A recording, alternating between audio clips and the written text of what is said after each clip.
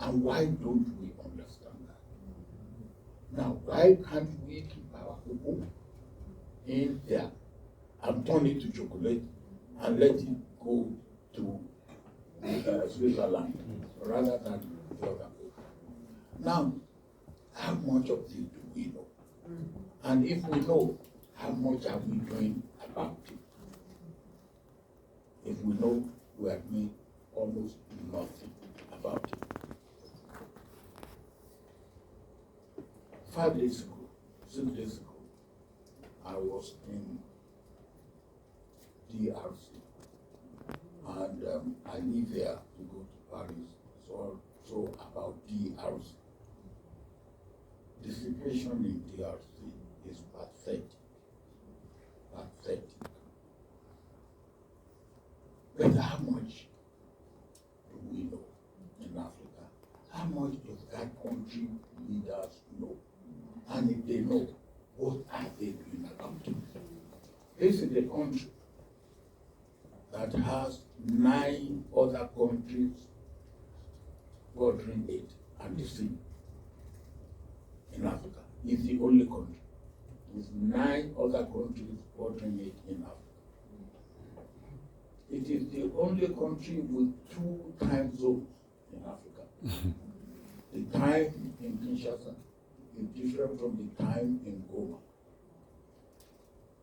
It's a country that is 2.5 times the area of Nigeria. And yet, the population is a little bit over a third of population of Nigeria. This is the richest country in Africa, potentially. Cobalt, which they need for electric motor and all that, and everybody is now stockpiling. DRC has 60% of the deposit of cobalt in the world. 60% in one country of the world. There's a neighbor of DRC that is exporting cobalt, and it doesn't produce 1 ounce of cobalt. And yet, it's a cobalt exporting country.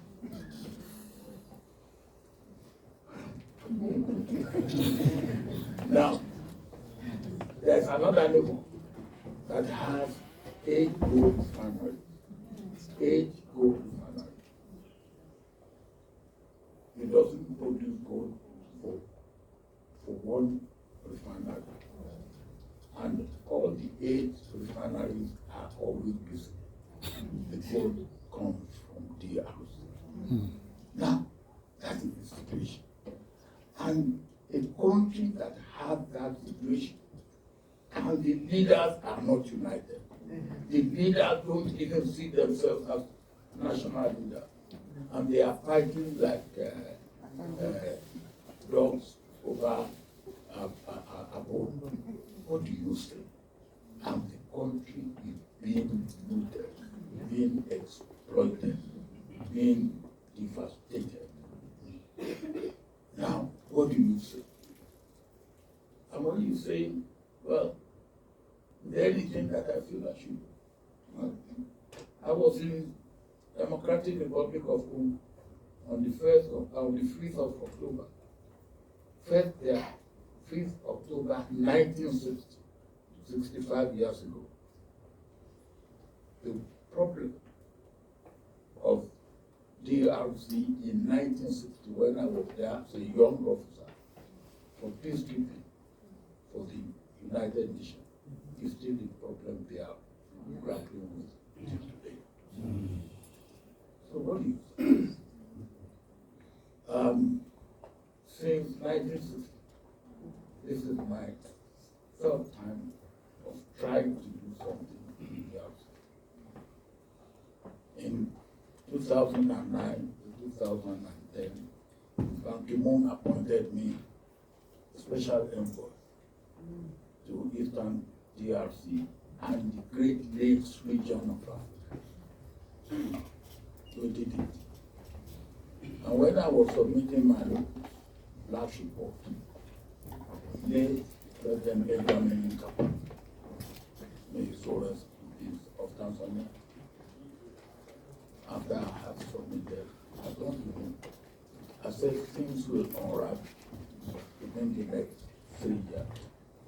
And almost 3 years today, to the date,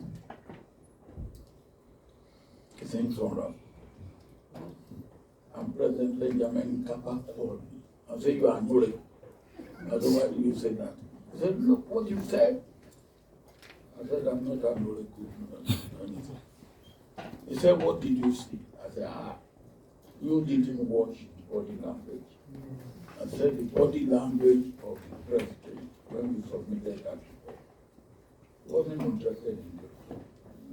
He was interested in the next election. How he will win it. And after winning the next election, that was it. Now that is sort of thing. And today, I am there. I don't know what will come out. So, yes, there's no end to human struggle. So, Aluta continues.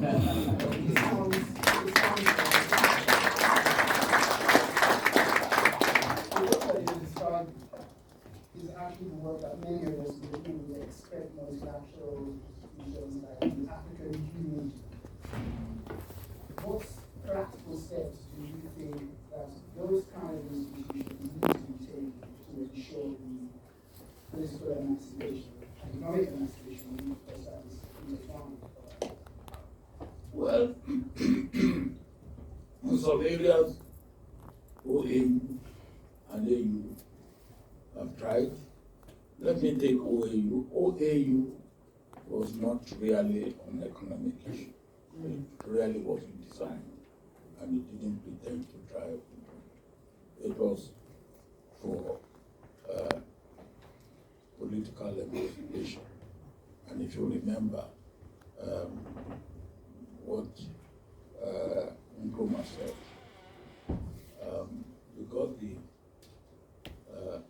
independence, political independence, there's nothing else was added to it. The AU has now tried something better. They have now Peace and Security Council. OAU and AU, at times when they have tried, they have been frustrated to achieve what they set out to achieve. Let me talk about the story of Gaddafi. The AU was ready to handle the issue of Gaddafi. And the international community said, no, we will handle it. And they handled it and left Libya in a mess that we haven't come out of since that time. Let me also give you an example of a success.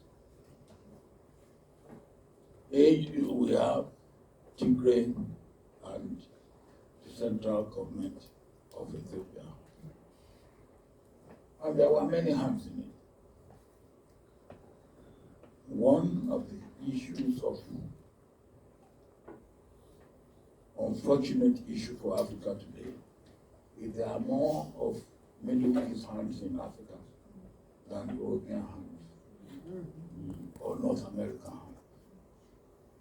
So, country that when I was going to India in 1965 to continue my military training at the Staff College, you won't even stop there because it's a patch of sand. They are today the countries that are dictating things for us in Africa. And I was appointed special envoy of AU for the Horn of Africa, and particularly for Ethiopia. And when I took over, what I saw is that there were many hands. So if I ask those hands to remove to take them off, they have tremendous capacity for mischief. I will be made to fail in that task. And one ambassador told me that if we ask Tigray not to attend your meeting, Tigray will not attend your meeting. Saying that to me, a former African leader appointed by the AU for a job, an ambassador from outside Africa. But then, what did I do? I said, look, let's have as many cooks. The old saying said, too many spoil the broth. I said, look, let's have as many as want to contribute to the making of this broth. But let us have a chief cook who will be the nomination of AU of Africa, and I will be the chief cook. So when there's something, I consult with them that I do what I believe should be done. We succeeded. Took us 2 years, and we succeeded. Now, only yesterday, some people were saying, oh, come and do the same thing in Sudan. The dirty hands in Sudan are more than the dirty hands that are found in Ethiopia. Dirty can be done, but I cannot take on DRC and take Sudan at the same time. That would be impossible. So, what do we have to do? We must know how we prioritize what AU can do and what AU cannot do.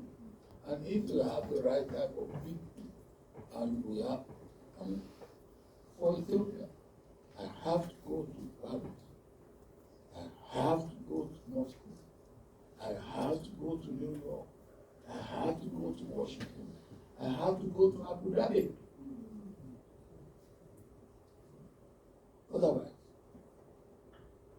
the great capacity for mischief will have been used for us not to achieve the success we achieve. So, I believe that, yes, AU can do, but AU cannot do without taking care of those heads and hands, or those heads and hands. If we allow them to stand, to speak out, and peace into our house, let's bring them out, let's make them in, manage them, and let them peace out.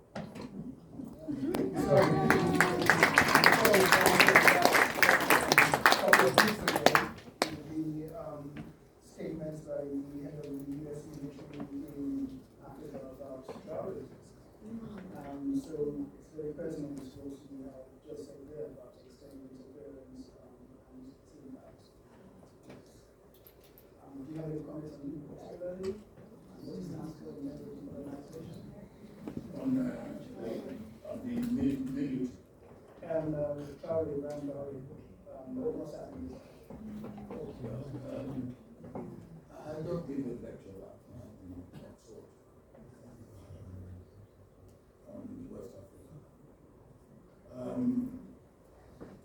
It's not on Traore, but I will make on the situation in West Africa. It's unfortunate. We'll do the mic. Sorry, We'll do the microphone.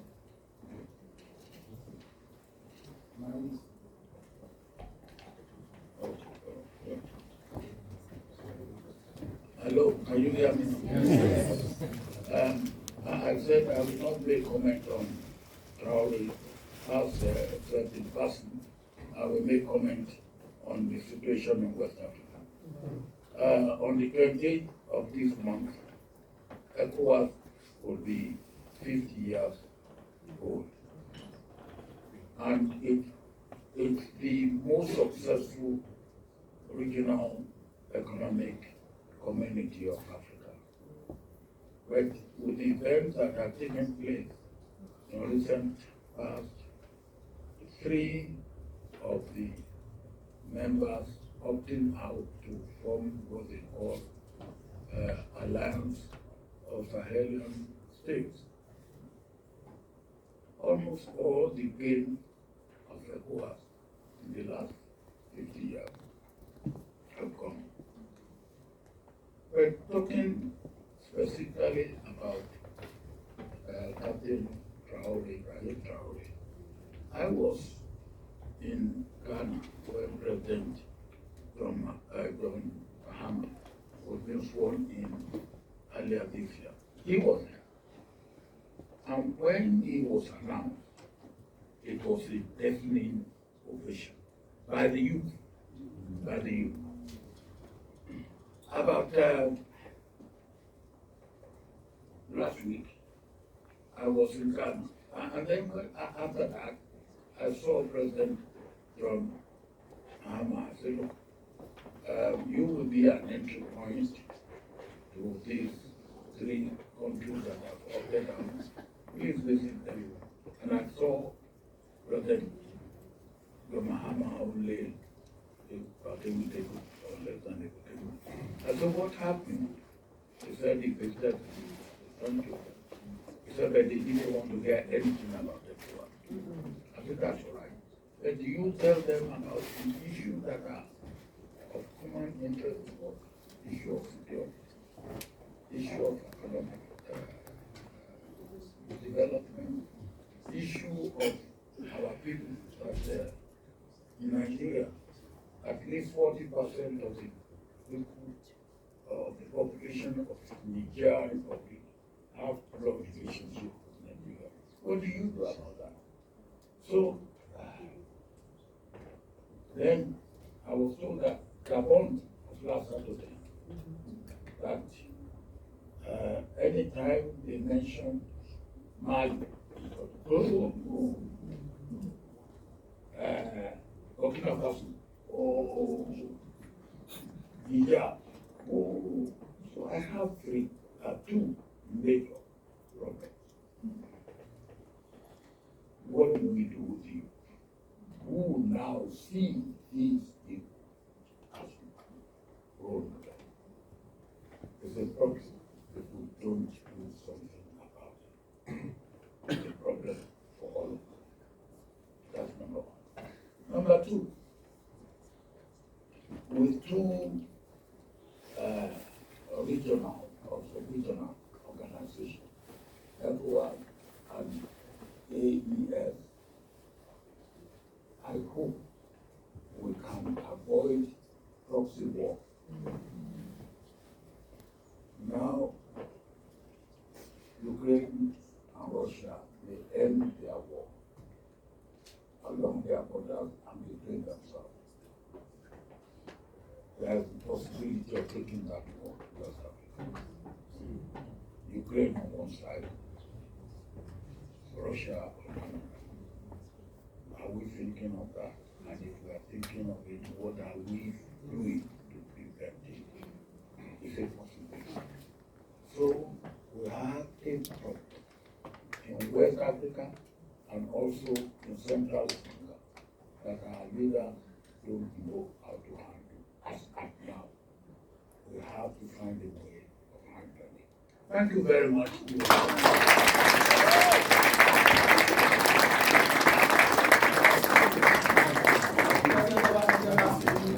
has offered to take questions. We'll start the film as soon as we come back to 7. Thank you.